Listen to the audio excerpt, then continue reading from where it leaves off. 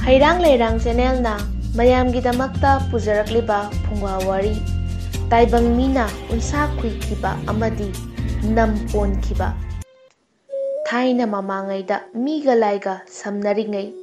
korau nongmagi numitta tengbangba mapuna malem taibang panba asida lairiba thawai panba mi sanga tilkang achat chatta pumnamak magi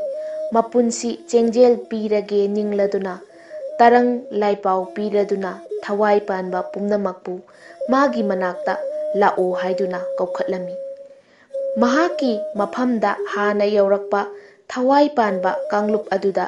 sidayai nadayai matik mayai piduna siba naidaba sidaba haibadu pigani haina lauthoklami wafam adu tabada thawai panba pumnamak magi sinthalo sinduna thuna yangna taibang mapu sidabagi manakta lakchari aduga nanai aikhoi kaubibabu kari karamba thauram leibage haiduna hangjarami matam aduda taibang mapuna malem taibang panba sida taibang kumhai yauduna leiriba thawai panba pumnamak ngasi aina nakhoibu kaubadi atai karigisu nate nakhoina punsigadaba chahi masing loidam thasing piramge khanduna kaubani aduna haujikti nakhoigi luchingba amamamna nakhoigi punsiningba chahi masing niro hairei asumna thawai panba pumnamakna taibang mapugi mafamda punsi niba laknaba matamda lil hairiba mabukna mathana chatpa aduga kwak hairiba amuba ucek asiga makhoi ani asina ihan hana yauраklami taibang mapuna laukthokiba matung ina sidaba haibasi lil amasung kwak makhoi anida pibiki maram asidagi lil amasung kwak ani asi mapunsida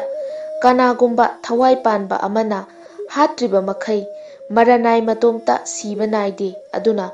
amana lil ngasi phauba maku huduna leiriba asi mahak siba naidabana anauba punsigi saruk ama hapchilibani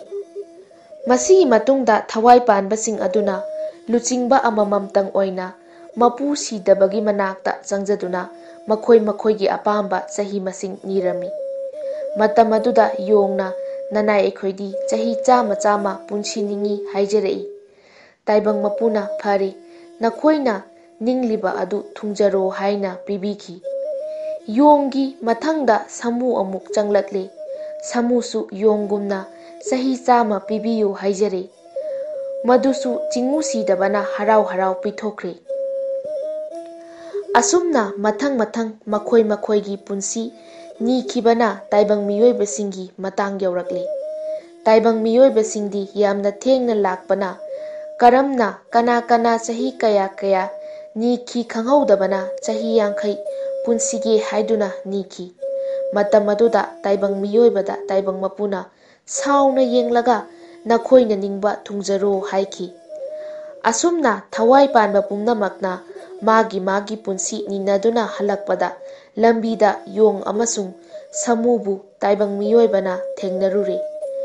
taibang mina yong nanga samu nangadi chahi kaya nirei hanglami maduda yong amasung samuna aikhoidi chahi chama nirei hairaga nangidi chahi kaya nirei haiduna amuk hanglami matamduda taibang mina paukhum amata pidana mamitta pirang chenthaduna khonjel thokna hikna kapthorakli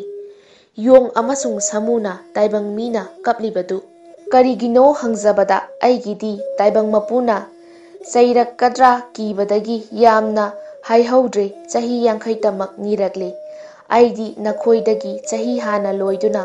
nganna siba tare haina hairaklami taibang migi nungai taba matau ubada yong amasung samuna makhoidagi chahi 15 khaibirage aduga nakhoigi chahi chama punsijaro haina haibirakle phare adudi aikhoina ngangnariba wafamasi taibang mapuda amuktang satuna hanggatlusi haiduna taibang mina hairakle yongsu samusu yaraduna makhoi ahum taibang mapugi manakta laklaga pau khudingmak tamlari makhoigi wahai taraga taibang mapuna phare ꯅꯈꯣꯏꯅ ꯍꯥꯏꯅꯔꯤꯕ ꯑꯗꯨ ꯑꯩꯁꯨ ꯌꯥꯔꯒꯦ, ꯑꯗꯨꯕꯨ ꯇꯥꯏꯕꯪ ꯃꯤꯑꯣꯏꯕꯅ ꯇꯨꯡꯂꯝꯆꯠꯀꯤ ꯃꯤꯔꯣꯜ ꯐꯥꯎꯕ ꯃꯈꯣꯏꯒꯤ ꯆꯍꯤ 50 ꯑꯃꯗꯤ ꯌꯣꯡꯗꯒꯤ 25 ꯑꯃꯁꯨꯡ ꯁꯥꯃꯨꯗꯒꯤ 25 ꯂꯧꯈꯤ ꯍꯥꯏꯕꯁꯦ ꯈꯨꯗꯝ ꯑꯣꯏꯅ ꯂꯩꯍꯧꯅꯕ ꯇꯥꯏꯕꯪ ꯃꯤꯅ ꯃꯈꯣꯏꯅ ꯅꯤꯖꯕ ꯆꯍꯤ 50 ꯑꯗꯨ ꯐꯥꯎꯕꯗꯤ ꯑꯩꯅ ꯃꯈꯣꯏꯒꯤꯗꯃꯛ ꯄꯤꯈ꯭ꯔꯕ ꯆꯍꯤꯅꯤꯅ ꯇꯥꯏꯕꯪ ꯃꯤ ꯍꯥꯏꯕ ꯁꯛꯇꯝ ꯑꯗꯨ ꯀꯔꯤ ꯑꯃꯠꯇ ꯀꯥꯏꯗꯅ ꯃꯄꯣꯞ ꯇꯤꯡꯅ ꯎꯟꯁꯥ ꯈꯨꯏꯗꯅ ꯂꯩꯖꯔꯁꯅꯨ꯫ ꯃꯈꯣꯏꯒꯤ ꯆꯍꯤ 50 ꯑꯗꯨ ꯂꯣꯏꯔꯒ ꯌꯣꯡꯗꯒꯤ ꯂꯧꯕ ꯆꯍꯤ ꯑꯗꯨ ꯍꯦꯛ ꯂꯣꯏꯁꯤꯜꯂꯛꯄꯗ ꯇꯥꯏꯕꯪ ꯃꯤꯁꯤꯡꯁꯦ ꯌꯣꯡꯒꯤ ꯃꯇꯧꯒꯨꯝ ꯎꯟꯁꯥ ꯈꯨꯏꯕ ꯁꯨꯞꯄ ꯑꯣꯏꯔꯁꯅꯨ, ꯑꯗꯨꯒ ꯌꯣꯡꯒꯤ ꯆꯍꯤ ꯂꯣꯏꯗꯨꯅ ꯁꯥꯃꯨꯒꯤ ꯆꯍꯤ ꯍꯦꯛ ꯂꯥꯟꯁꯤꯜꯂꯛꯄꯗ ꯇꯥꯏꯕꯪ ꯃꯤꯁꯤꯡꯗꯣ ꯁꯥꯃꯨꯒꯨꯝꯅ ꯃꯈ꯭ꯋꯥꯡ ꯀꯣꯟꯗꯨꯅ ꯃꯅꯝ ꯄꯣꯜꯂꯁꯅꯨ ꯍꯥꯏꯈꯤ꯫ ꯃꯔꯝ ꯑꯁꯤꯗꯒꯤ ꯇꯥꯏꯕꯪ ꯃꯤꯅ ꯃꯁꯥꯒꯤ ꯆꯍꯤ 50 ꯍꯦꯛ ꯍꯦꯟꯕꯗꯒꯤ ꯌꯣꯡꯒꯤ ꯆꯍꯤ ꯆꯪꯁꯤꯜꯂꯛꯇꯨꯅ ꯎꯟꯁꯥ ꯈꯨꯏꯕ ꯑꯃꯗꯤ ꯁꯨꯞꯄ ꯍꯧꯈꯤ, ꯑꯗꯨꯒ ꯁꯥꯃꯨꯒꯤ ꯆꯍꯤ ꯂꯥꯛꯂꯕ ꯃꯇꯝꯗ ꯇꯥꯏꯕꯪ ꯃꯤꯅ ꯃꯈ꯭ꯋꯥꯡ ꯀꯣꯟꯗꯨꯅ ꯅꯝ ꯄꯣꯟꯈꯤꯕꯅꯤ꯫ ꯍꯩꯔꯥꯡ ꯂꯩꯔꯥꯡ ꯆꯦꯅꯦꯜꯅ ꯄꯨꯖꯔꯛꯂꯤꯕ ꯐꯨꯡꯒꯥꯋꯥꯔꯤ ꯉꯁꯤꯒꯤ ꯑꯣꯏꯅꯗꯤ ꯃꯇꯥꯡ ꯁ꯭ꯋꯥꯏꯗ ꯂꯣꯏꯁꯤꯟꯖꯔꯦ꯫ ꯍꯌꯦꯡ ꯅꯨꯡꯉꯥꯏꯔꯕ ꯋꯥꯔꯤꯁꯤꯡꯒ ꯂꯣꯏꯅꯅ ꯃꯌꯥꯝ ꯄꯨꯂꯞ ꯑꯃꯨꯛ ꯊꯦꯡꯅꯔꯁꯤ꯫